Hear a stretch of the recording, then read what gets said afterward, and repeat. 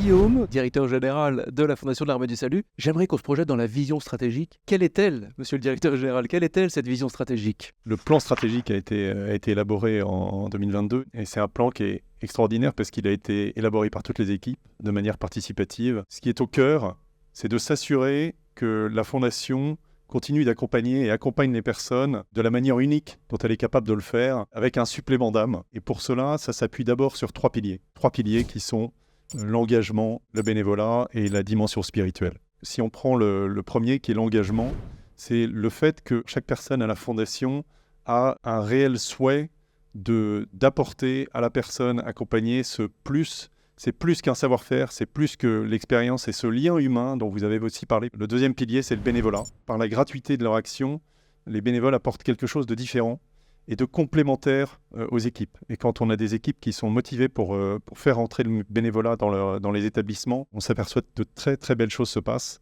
Donc ça, c'est vraiment quelque chose qu'on va souhaiter développer dans chacun des établissements de la Fondation. Et puis la troisième dimension, c'est la dimension spirituelle. Et cette dimension spirituelle, elle est essentielle à la Fondation de l'Armée du Salut. C'est la capacité d'accueil de la quête de sens, de cette question que chacun porte en lui, en elle, qui est quel est le sens de ma vie. Cette dimension, on l'accompagne déjà avec nos aumôniers, avec les aumôniers de la congrégation, et puis également par d'autres biais. Ces trois piliers qui font que notre accompagnement est différent et doit continuer d'être différent. Les trois piliers qui font cette singularité, cette différence, et qui sont adossés à 5 axes. Le premier, c'est de structurer.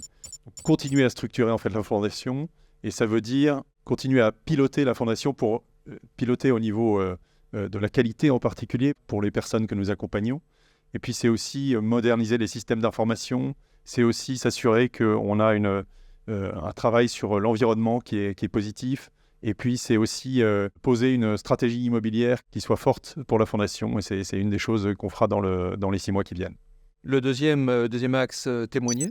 Témoigner parce que la Fondation fait de très belles choses. Et il faut le faire savoir. Il faut le faire savoir en interne, il faut le faire savoir en externe. Puis il y a lever des fonds. Exactement, lever des fonds parce qu'effectivement, on est dans un univers qui est de plus en plus contraint. Et si on veut apporter le meilleur aux personnes accompagnées, si on veut aussi investir dans des projets qui nous sont chers, qui sont particuliers, auxquels on tient et qui ne sont pas forcément financés par l'extérieur, effectivement, il faut lever les fonds pour ces raisons. Et on l'a vu durant cette émission également, la place du mot-clé, innover. Notre rôle, c'est effectivement de favoriser cette innovation, de la permettre, de laisser la créativité des directeurs d'établissement, directrices d'établissement, des différentes personnes à l'intérieur de la Fondation.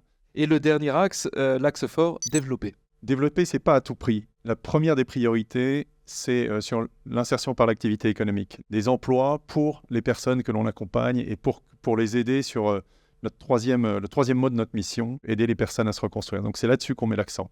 Mais développer aussi dans d'autres domaines, on en a parlé tout à l'heure sur l'alimentaire par exemple, où il y a des besoins qui sont de plus en plus forts, de plus en plus prégnants. Et puis développer aussi, on l'a vu également sur l'international, on l'a fait en Ukraine et on regardera éventuellement de le faire à d'autres endroits lorsque c'est nécessaire et pertinent. On a des équipes extraordinaires pour faire tout ça et très résilientes et je pense que c'est essentiel de les remercier pour ça.